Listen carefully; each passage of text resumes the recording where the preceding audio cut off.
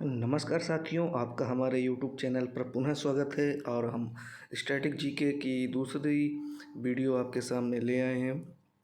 इसमें हमने current affairs, प्रमुख नदियों, समाज विज्ञान से संबंधित प्रश्नों को शामिल करने का प्रयास किया है। और ये प्रश्न UPPSC, RO, UP triple SC, SSC आदि परीक्षाओं के लिए अत्यंत उपयोगी हैं।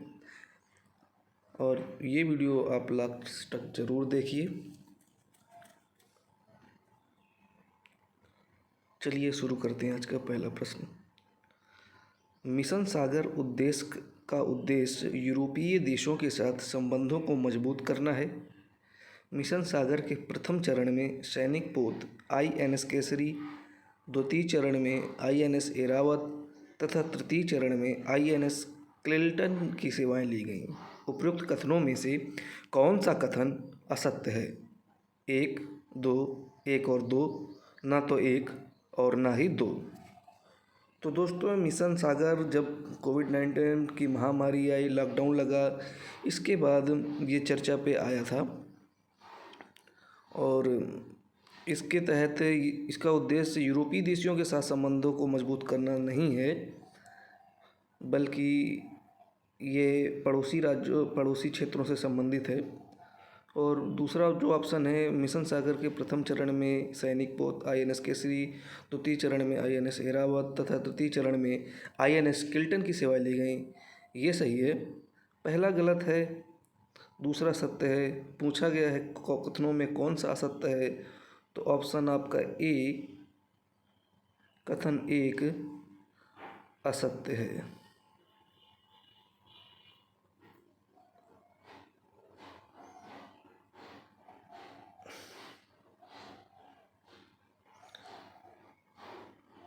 मिशन सागर क्या है? मिशन सागर भारतीय प्रधानमंत्री की सागर, इसका फुल फॉर्म है security and growth for all in the region. SAGAR पहल के अनुरूप है, जो भारत द्वारा उसके पड़ोसी देशों के साथ संबंधों के महत्व को रेखांकित करता है एवं मौजूदा संबंधों को और मजबूत करता है। आपको इसमें सागर का फुल फॉर्म पता चल गया। और आपको कमेंट बॉक्स में बताना है कि ये मिशन सागर कब स्टार्ट हुआ, किस साल मिशन सागर आरंभ हुआ, ये आपको कमेंट बॉक्स में बताना है। अगला प्रश्न देखते हैं। निम्न कथनों पर विचार कीजिए। 5 जनवरी 2021 को भारत का 40वां अंटार्कटिक वैज्ञानिक अभियान गोवा से रवाना हुआ। दूसरा कथन है, पहला अभियान दल डॉक्टर एस.जेड. कासिम के नेतृत्व में अंटार्कटिका गया था। तीसरा कथन है, वर्तमान में अंटार्कटिका में भारत के 3 अनुसंधान स्टेशन संचालित हो रहे हैं। उपरोक्त में कौन सा कथन सत्य है? विकल्प हैं आपके 1, 2, 1 और 2 सभी।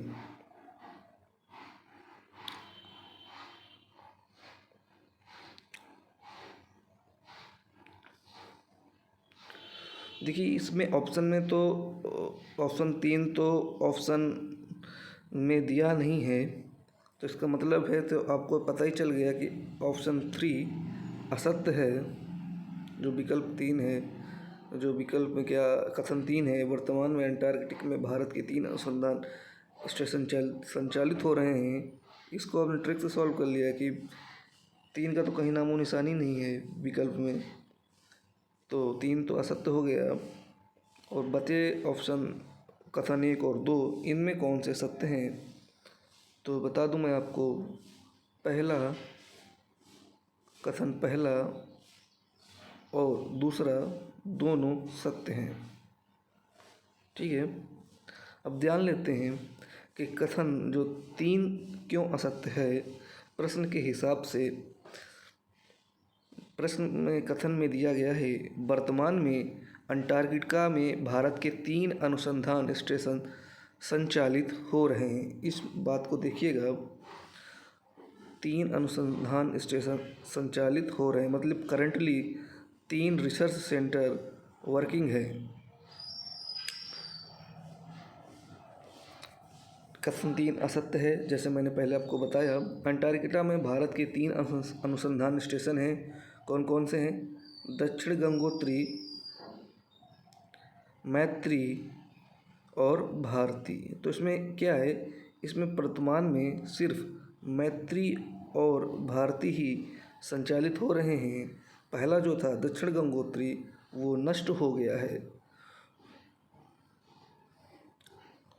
भारत में विश्व का सबसे बड़ा कोविड-19 टीकाकरण अभियान कब से आरंभ हुआ?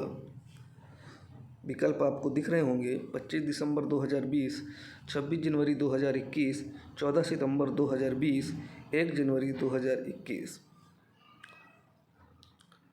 तो भारत में विश्व का सबसे बड़ा कोविड-19 टीकाकरण अभियान 25 दिसंबर 2020 से प्रारंभ किया गया और आपको पता भी है 25 दिसंबर को भारत के पूर्व प्रधानमंत्री अटल बिहारी वाजपेयी का जन्म दिवस भी होता है। अगले प्रश्न देखते हैं। पूर्वोत्तर भारत का राज्य वह कौन सा है जहाँ की विधानसभा में 60 साल बाद पहली बार राष्ट्रगान बजा? ऑप्शन है असम, सिक्किम, अरुणाचल प्रदेश, नागालैंड। तो इसका सही जवाब है आपका चौथा, नागालैंड। नागालैंड की विधानसभा में पहली बार 60 साल बाद पहली बार राष्ट्रगान बजा। नागालैंड को राज्य का दर्जा कब दिया गया, किस अनुच्छेद के द्वारा, ये आप कमेंट बॉक्स में बताएंगे। अगला प्रश्न देखते हैं। निम्नलिखित कथनों पर विचार कीजिए। प्रकाश संश्लेषण की क्रिया तापमान पर निर्भर करती है। तापमान में 10 डिग्री सेल्सियस की वृद्धि हो जाने पर प्रकाश संश्लेषण की दर दोगुनी हो जाती है। देखिए, दोनों कथन तापमान से संबंधित हैं। अगर कथन 1 असत्य होता है तो कथन 2 अपने आप असत्य हो जाएगा, क्योंकि अगर ताप पर निर्भर नहीं करती है तो फिर नीचे वाला जो कथन है उसका कोई औचित्य नहीं रह जाता है। और हमें पता है प्रकाश संश्लेषण की क्रिया तापमान पर निर्भर करती है। और दूसरा ऑप्शन भी, इसका कथन भी सत्य है। तो इसका सही जवाब है ऑप्शन सी, 1 और 2। अगला प्रश्न देखते हैं। निम्नलिखित में कौन सा कथन सत्य है? अम्लीय मृदा का पीएच वैल्यू 7 होता है। अम्लीय मृदा में हाइड्रोजन आयनों की मात्रा अधिक होती है। अम्लीय मृदा की पीएच वैल्यू 7 से कम होती है। आपको पता है पीएच पैमाना होता है जिसमें 0 से लेकर तक होते हैं, ये 7 होता है। इसके ऊपर की प्रकृति अम्लीय होती है। इससे 7 से ऊपर आगे बढ़ने पर क्षारीय होती है। और जो 7 में होता है पैमाने में जिसका पीएच, वो उदासीन होता है। तो प्रश्न दिया गया है, निम्न में कौन सा कथन अम्लीय मृदा की कथन सत्य है? अम्लीय मृदा की पीएच वैल्यू 7 होती है। अम्लीय मृदा में हाइड्रोजन आयनों की मात्रा अधिक होती है। अम्लीय मृदा का पीएच वैल्यू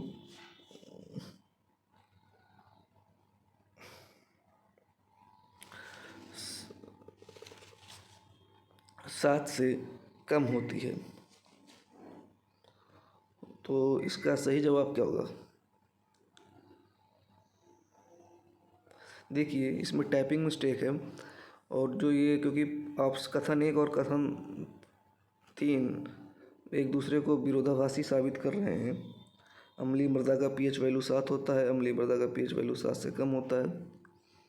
तो इसका जो ऊपर वाला जो पहला कथन है, यहाँ पर अम्लीय मृदा नहीं है, यहाँ पर उदासीन मृदा है। उदासीन मृदा का पीएच वैल्यू 7 होता है। अम्लीय मृदा में हाइड्रोजन आयनों की मात्रा अधिक होती है। अम्लीय मृदा का पीएच वैल्यू 7 से कम होता है। तो ये जो कथन 1 में जो अम्लीय शब्द का प्रयोग किया है, इसकी जगह आप उदासीन शब्द का प्रयोग कीजिए। उदासीन मृदा का pH वैल्यू 7 होता है। बिल्कुल सही। अभी आपने बताया जो 7 में जो इसका पैमाना में 7 में होता है वो बिल्कुल उदासीन होता है। अम्लीय मृदा में हाइड्रोजन आयनों की मात्रा अधिक होती है। बिल्कुल सही। जो अम्ल होते हैं उनमें हाइड्रोजन आयन सर्वाधिक अधिक होते हैं। बिल्कुल सही। और अम्लीय मृदा की pH वैल्यू 7 से कम होती है। बिल्कुल सही। अम्ल जो होते हैं उनकी pH वैल्यू 7 से कम होती है। तो इसलिए इसके सारे कथन सत्य हैं। 1, 2, 3 सभी कथन सत्य हैं। अगला प्रश्न की ओर बढ़ते हैं। सेलुलोज से बने कृत्रिम रेशे को क्या कहते हैं? Nylon, carbon fibre, polyester, rayon. तो इसका सही जवाब है 4 ऑप्शन रेयॉन। रेयॉन सेलुलोज से बना कृत्रिम रेशा होता है। अगला प्रश्न देखते हैं। निम्न में कौन सा एक स्थल यूनेस्को की विश्व विरासत सूची के प्राकृतिक स्थल सूची में शामिल नहीं है? प्रश्न ध्यान से देखिए, किसके बारे में पूछा है? प्राकृतिक स्थल सूची में शामिल नहीं है, नेचुरल साइट्स में शामिल नहीं है। ऑप्शन है आपके काजीरंगा, ग्रेट हिमालयन राष्ट्रीय पार्क, मानस वन्य जीव अभ्यारण्य। ऑप्शन 4 है कंचनजंगा राष्ट्रीय पार्क। तो इसका सही जवाब है ऑप्शन 4 कंचनजंगा राष्ट्रीय पार्क। यह मिश्रित श्रेणी का स्थल है, न कि प्राकृतिक स्थल सूची में से शामिल किया गया है यूनेस्को द्वारा। तो और बाकी जो ऊपर के 3 हैं ये सभी प्राकृतिक स्थल में की सूची में यूनेस्को द्वारा शामिल किए गए हैं। कंचनजंगा को मिश्रित स्थल की सूची में शामिल किया गया है। अगला प्रश्न देखते हैं। जीव जगत को 5 वर्गों में किसने किया था? मतलब जीव जगत का वर्गीकरण 5 वर्गों में किसने किया था? ऑप्शन है आपका अरस्तु, व्हिटकर, लिनियस, लेमार्क। तो इसका सही जवाब है हमारा व्हिटकर। इन सब के बारे में डिटेल से हम पढ़ेंगे जब इनसे संबंधित वीडियो बनाएंगे, स्पेशली जो विज्ञान से संबंधित। अभी आप इन्हें स्टैटिक जीके के हिसाब में याद कर लीजिए। शरीर की सबसे मजबूत पेशी कौन सी है? विकल्प है आपका मैसेस्टर पेशी, सर्टोरियस पेशी, ग्लूटियस मैक्सिमस, स्टिपेडियस। तो सही जवाब है इसका आपके सामने दिया गया होगा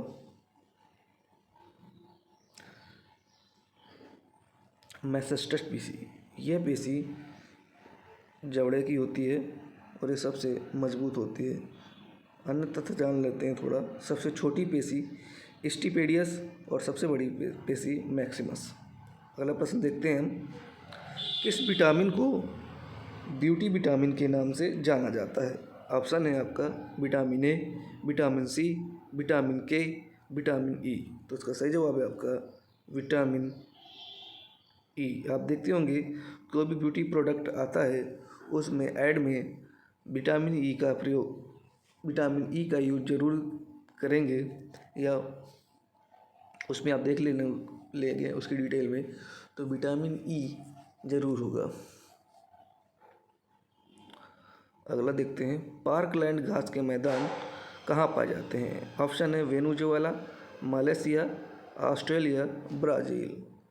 तो इसका सही जवाब है ऑस्ट्रेलिया में पार्कलैंड घास के मैदान पाए जाते हैं। यह उष्ण घास के मैदान हैं, उष्णकटिबंधीय। वेनेजुएला में लानोस घास के मैदान पाए जाते हैं और ब्राज़ील में। अगला प्रश्न देखते हैं। हॉर्मुज जल संधि किन 2 सागरीय क्षेत्रों को जोड़ती है? ऑप्शन है आपका ओमान की खाड़ी एवं अरब सागर, फारस की खाड़ी एवं ओमान की खाड़ी, लाल सागर एवं अदन की खाड़ी, जावा सागर एवं हिंद महासागर। हॉर्मुज जल संधि आपकी फारस की खाड़ी एवं ओमान की खाड़ी को जोड़ती है। तो उसका विकल्प 2 सही है।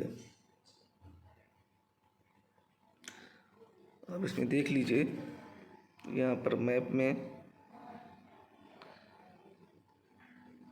ओमान की खाड़ी और फारस की खाड़ी को ये स्ट्रेट ऑफ हॉर्मुज़ यहाँ पर ये जोड़ती है। ठीक है, इनके बारे में हम डिटेल से पढ़ेंगे जब हम एशिया का महाद्वीप का अध्ययन मैप के जरिए करेंगे। उसमें हम important straits, important rivers, mountain इत्यादि के बारे में जानेंगे थ्रू मैप। तो अगर आपको ये वीडियो पसंद आया हो तो आप इसको लाइक करें, कमेंट करें अपने प्रश्नों को, और अपने दोस्तों के साथ इसे साझा ज़रूर करें, और सब्सक्राइब करना मत भूलें। ऐसे वीडियो आपको निरंतर डेली रेगुलर बेसिस पर मिलते रहेंगे। तब तक अपनी आप पढ़ाई को जारी रखें। Good bye.